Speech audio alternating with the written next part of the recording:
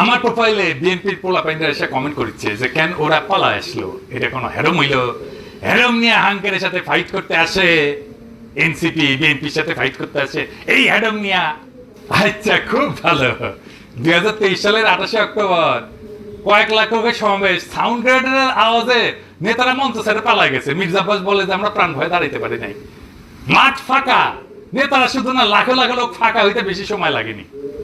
অস্ত্রের সামনে শূন্য হাতে টিকে থাকা সম্ভব না, এটা সবার মনে রেখে ট্রল করা উচিত।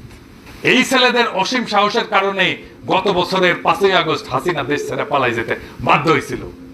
এই ছেলেগুলো তখন রুখে দাঁড়ালে আজও হাসিনা মসনদে থাকতো, খালেদা জিয়া আজকাল জেলে থাকতেন, আর আপনাদের অনেকেই গুম হইয়া আয়না ঘরে থাকতেন, কেউ কেউ মারাও যাইতেন ক্রস ফায়ারে।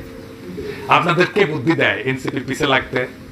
আপনাদের দল তো ছাত্রদের জন্য বিবৃতি দিচ্ছে, তাদের নিরাপত্তার জন্য উদ্বিগ্ন হয়েছে।